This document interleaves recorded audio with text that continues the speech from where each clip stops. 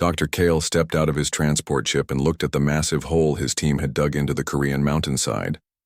The excavation site buzzed with activity as alien workers moved strange equipment around the ancient structure they had found, buried deep underground. "How old did you say this was?" asked his assistant Rix, her 4 eyes blinking in the Earth's sunlight. "At least 2 million years, maybe more," Kyle replied, checking his scanner. "But look at this metal. It's not corroded at all. Whatever the humans built this from, it's beyond anything we understand."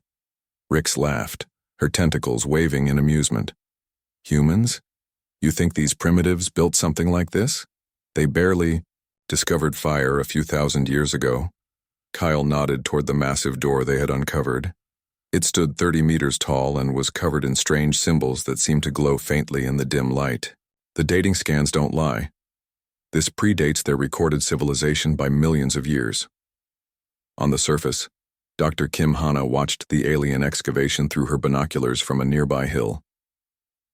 As head of Seoul National University's archaeology department, she had tried to stop the Galactic Council from digging in Korean territory. They had ignored her completely. "Grandmother always said this mountain was cursed," she whispered to herself, remembering the old woman's warnings about things that should stay buried. Back at the excavation site, Kale's team had set up their breach equipment. The door was sealed with mechanisms they couldn't understand, but their plasma cutters were making progress. "Sir, you should see these symbols," called out Dex, one of the younger researchers. "They're not random, they tell a story." Kyle walked over to examine the carvings. The images showed stick-like figures that must represent humans, but they were doing impossible things. Fighting creatures made of shadow and void, standing guard over something dark and terrible. "Primitive art?" Kale dismissed. Probably their version of scary bedtime stories. But Dex wasn't convinced. "Look at this sequence here. The humans aren't running from whatever this thing is. They're fighting it. And winning." "Impossible," Rick scoffed. "Humans can barely manage." "Interplanetary travel.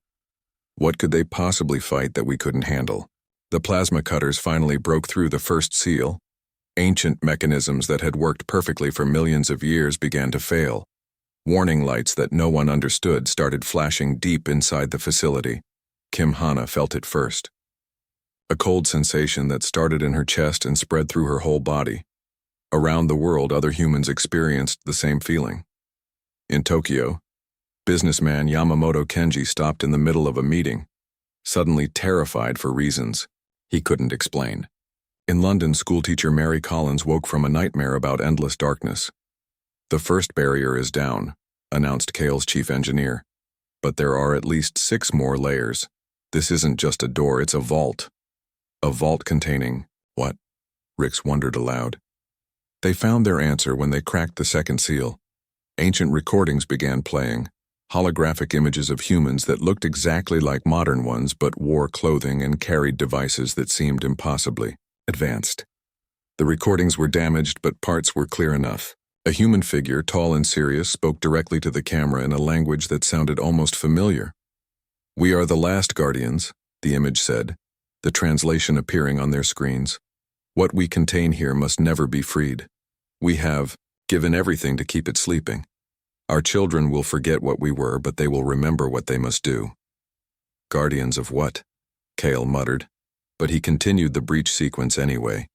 With each seal they broke, the warnings became more desperate. The final recording showed hundreds of humans working together, their faces grim with purpose. They were sealing themselves inside the facility along with whatever they had captured. They imprisoned themselves, Dex realized with growing horror. They chose to stay trapped with whatever is down there. But Kale was too excited by the discovery to listen to warnings from extinct humans. "Think of what we could learn from their technology. The Council will give us unlimited funding for this." The 6th seal cracked with a sound like breaking glass.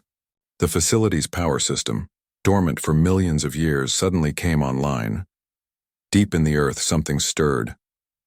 Kim Hana dropped her binoculars and ran toward the excavation site. Every instinct her ancestors had passed down through generations screamed that something terrible was about to happen. Inside the facility, The team reached the final chamber. It was empty except for a single containment unit that hummed with energy.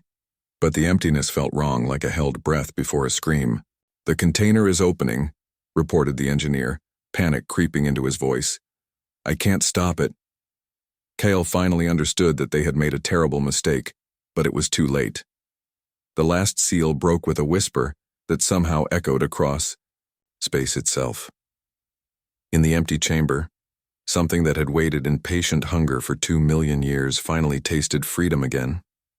It remembered the species that had dared to cage it, and it began to hunt. The first ship to disappear was the research vessel Harmony, 3 light years from Earth. Captain Zoll was sending his daily report when the transmission cut to static. When the rescue team arrived 6 hours later, they found nothing but empty space where a massive starship should have been. No debris, no energy signatures, nothing, reported Commander Yix to Galactic Fleet Headquarters. It's like the Harmony never existed at all, but that was just the beginning. Within 12 hours, 2 more ships vanished from different star systems. Then a mining colony on Kepler 442b went silent. The last message from the colony was a single word repeated over and over: hungry. Dr. Kale sat in his temporary lab on Earth, staring at the readings from the empty containment chamber. The energy levels were off the charts, but they weren't coming from any technology he understood. They seemed to pulse like a heartbeat. "Sir, we're getting reports from across the galaxy," his assistant Rick said, her voice shaking. "Ships are disappearing everywhere, and there's something else." She showed him the communication logs. Every missing vessel had sent the same final transmission before vanishing. Screaming. Not words, just pure terror from entire crews. On Earth, strange things were happening to the human population. In Seoul, delivery driver Park Jin-ho suddenly stopped his truck in the middle of traffic. His eyes rolled back, and he began speaking, in a language that sounded ancient but somehow familiar. "The sleeper wakes," he said in perfect unity with thousands of other humans around the world. "The sleeper remembers. The sleeper hunts." Dr. Kim Hana was in her university office when the episode hit her. One moment she was grading papers. The next she was somewhere else entirely. In her vision, she stood in a vast chamber filled with creatures of pure shadow. They moved like liquid darkness, reaching toward her with hunger that had no end. But in the vision, she wasn't afraid. She was angry. "You were supposed to stay buried," she heard herself say, though she didn't understand why. The vision ended, leaving her gasping at her desk. Around the world, millions of humans were having the same experience. Ancient memories were bleeding through barriers that had been carefully built into their genetic code. In Busan, neuroscientist Dr. Park Mina was studying brain scans when she noticed something impossible. Every human patient showed activity in brain regions that shouldn't exist. The neural patterns were complex beyond anything she had seen. "It's like their brains are remembering something," she told her colleague, Dr. Lee Sung-ho. "But remembering what?"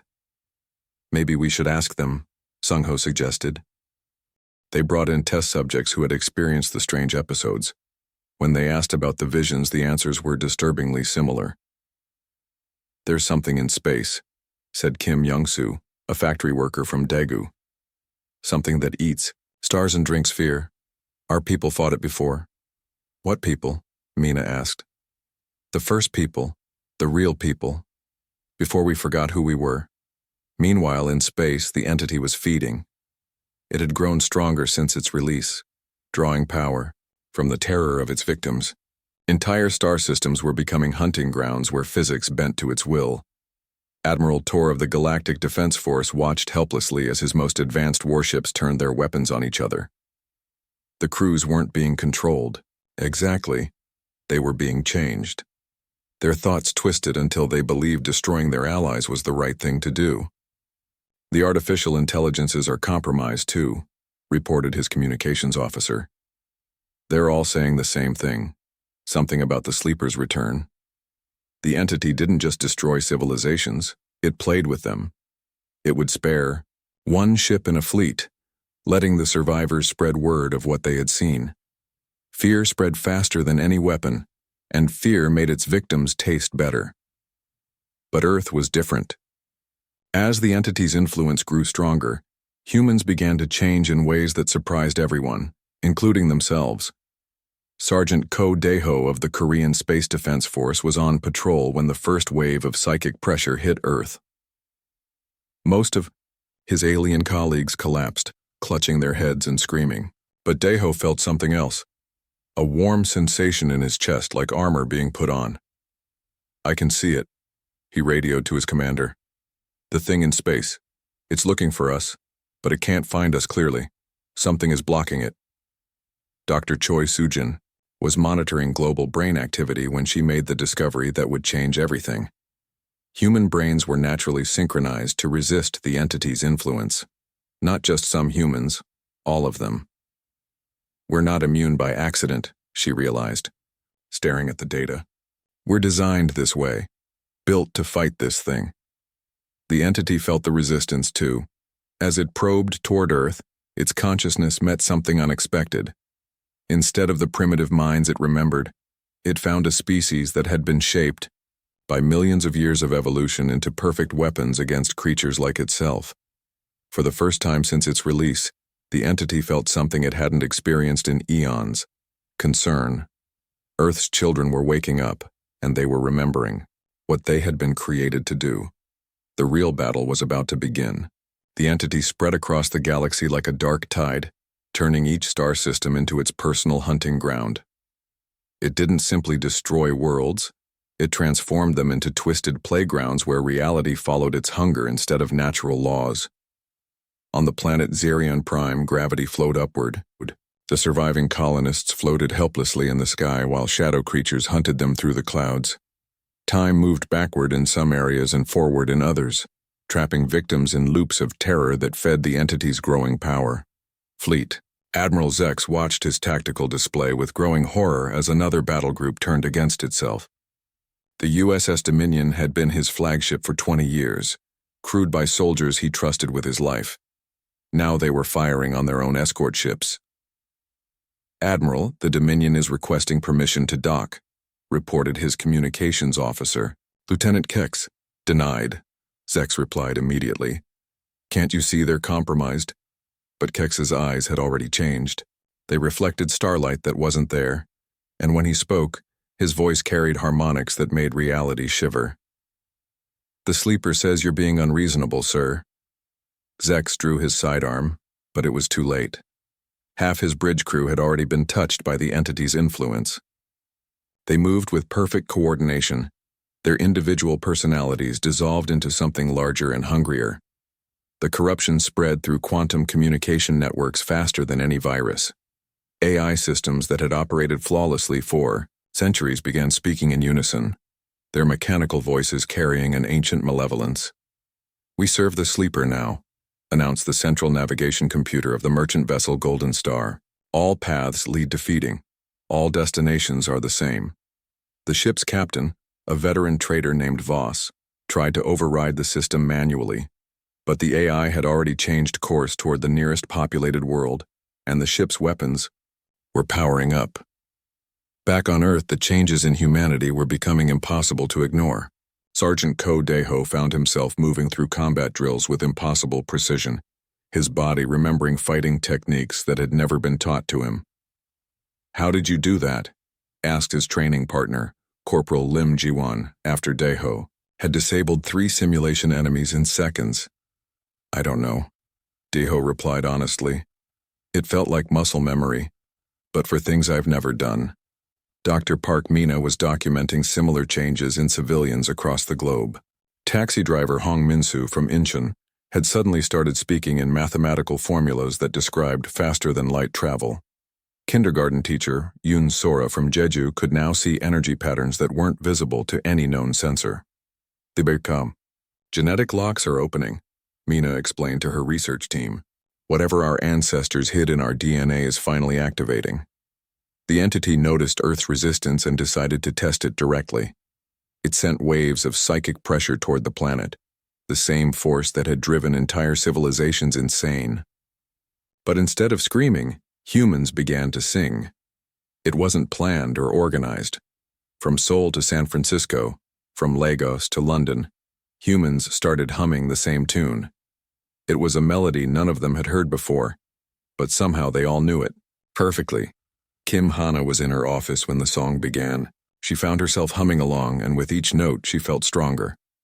The melody seemed to push back against something dark that was pressing against her mind. It's a shield, she realized. The song is protecting us. The entity recoiled from Earth like a hand touching fire. The human song carried frequencies that caused it actual pain, not just discomfort but real damage to its essence. These weren't the helpless primitives it remembered. They had been changed, shaped into something that could hurt it. Frustrated, the entity turned its attention to easier prey. The Altarian Empire, which had ruled 40 star systems for 3,000 years, fell in a single day. The entity didn't destroy their worlds.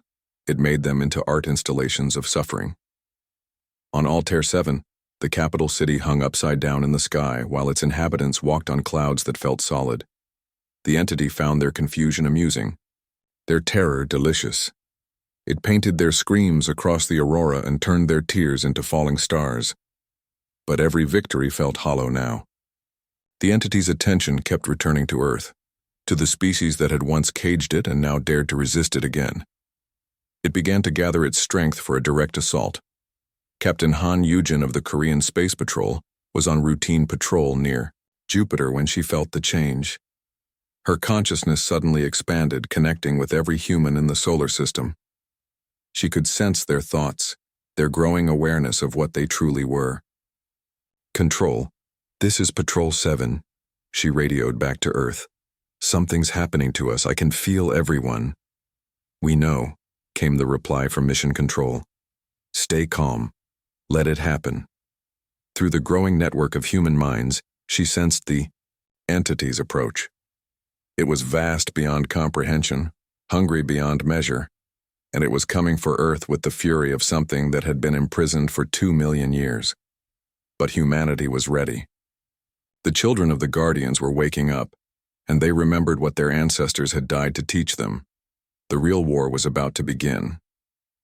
Professor An Minho crawled through the newly discovered tunnel beneath the Korean DMZ, his headlamp, cutting through darkness that had lasted 2 million years. The military had found the entrance 3 days ago while investigating seismic activity, and what they discovered changed everything humanity thought about itself. "The walls are covered in star charts," he called back to his team. "But these aren't any constellations we know." Dr. Kim Soyeon, the team's linguist, ran her scanner over the carved symbols. "The writing is Proto-Korean, but much older than anything we found. It talks about a great war among the stars." The tunnel opened into a vast underground city. Buildings reached up into the darkness, their architecture advanced beyond anything humans had ever built. But this wasn't alien technology. The proportions, the doorways, the stairs were all made for human bodies.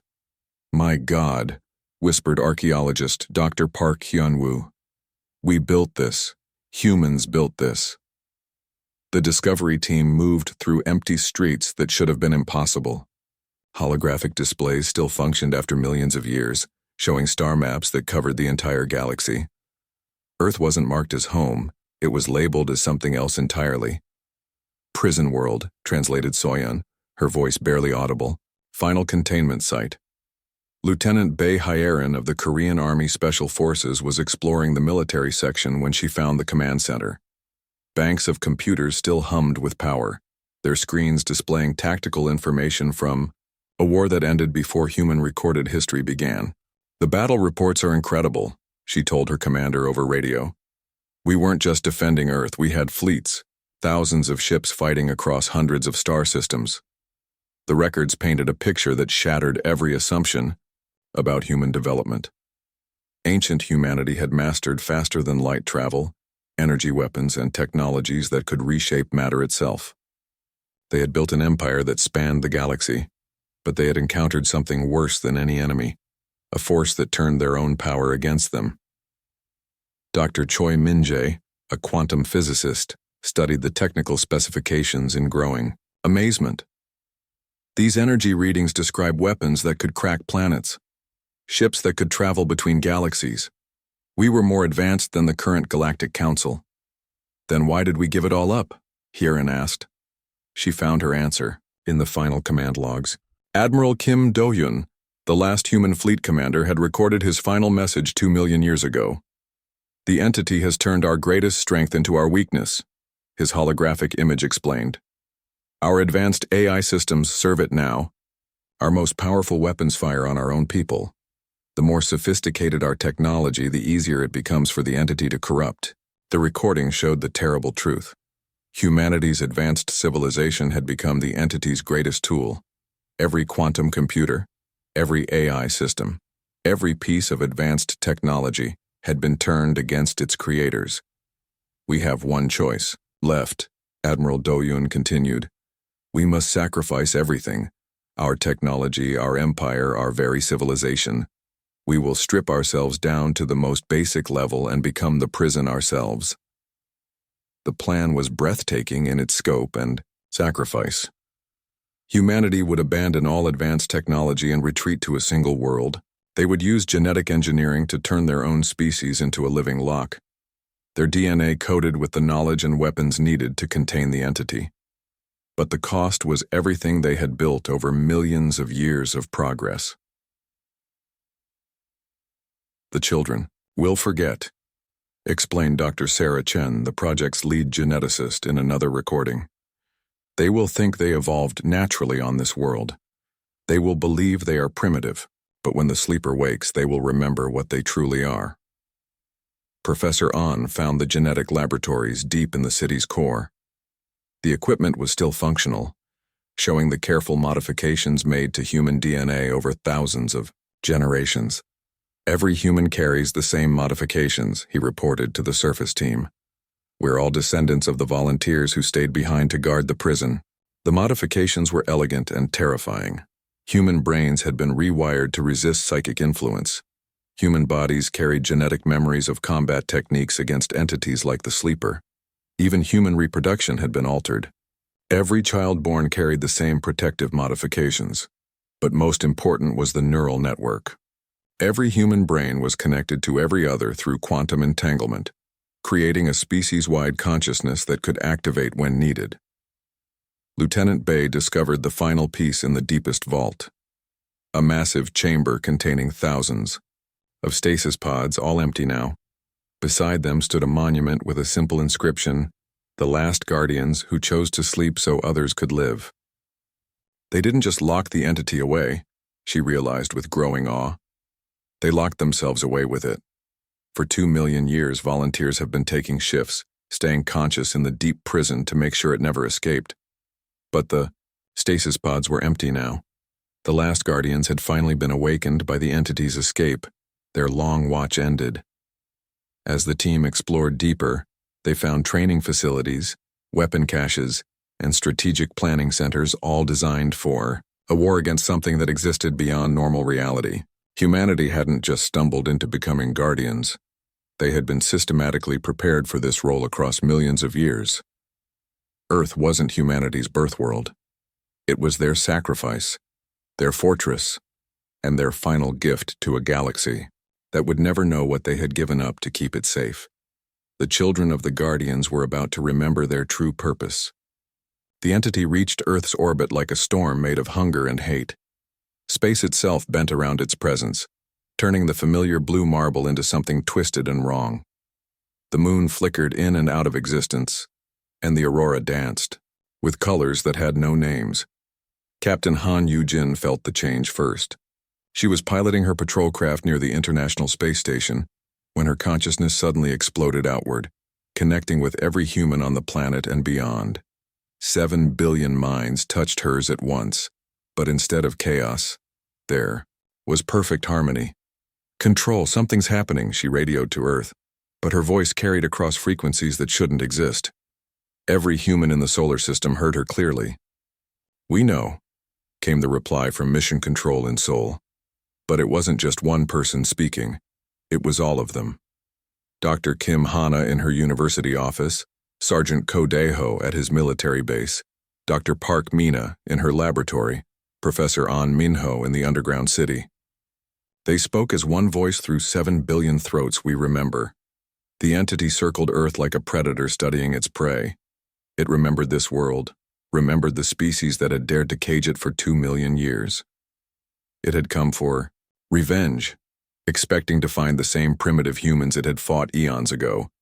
Instead, it found something that made its ancient consciousness recoil in shock. Humanity was waking up. In Seoul, businessman Park Jin-soo suddenly understood the quantum equations that had been carved into his DNA before birth. His office building began to hum with energy as systems he had never seen before came online. In Tokyo, schoolteacher Nakamura Keiko found herself speaking commands in a language older than recorded history. The city's power grid responded, routing energy through patterns that created a defensive field around the entire metropolitan area. Across Earth, similar awakenings were happening everywhere. Farmers in rural Korea discovered they could sense electromagnetic fields. Children in Busan began drawing technical diagrams for weapons that could crack reality itself. Elderly grandmothers in mountain villages started reciting tactical manuals for space combat. The planet itself was changing too. Hidden installations that had slept beneath continents for millions of years suddenly powered up. The Pacific Ocean began to glow with bioluminescent patterns that weren't random.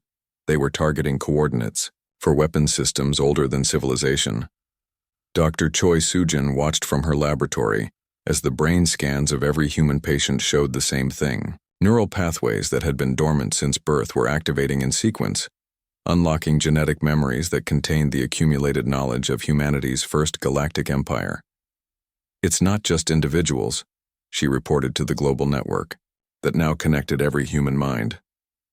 The entire species is becoming something else, something we were always meant to be. The entity struck first, sending a wave of psychic terror toward Earth that had shattered the minds of entire civilizations.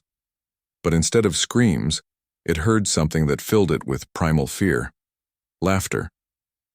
7 billion humans laughed at once.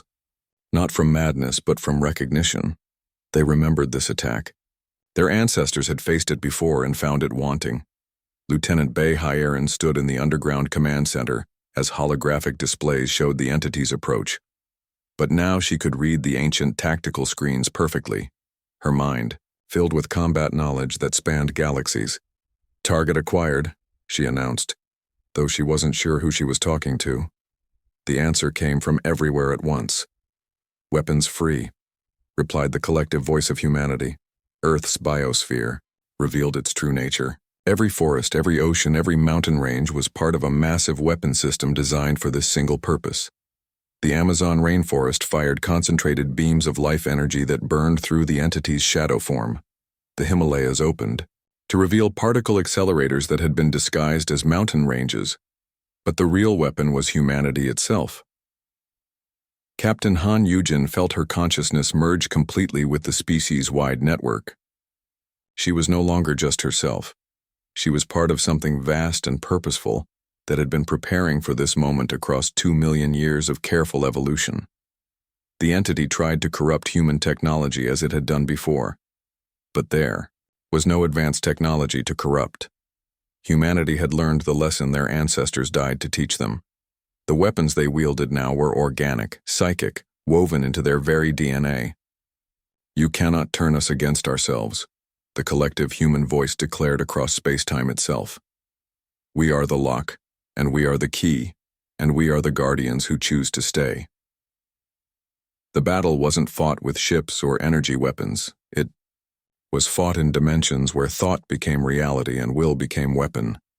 The entity, vast and ancient and hungry, found itself facing something it had never encountered before, a species that had voluntarily sacrificed everything to become its perfect counter. Human children around the world began to sing the same song their ancestors had hummed in the deep places of space. The melody carried frequencies that unraveled the entity's very existence, note by note, memory by memory.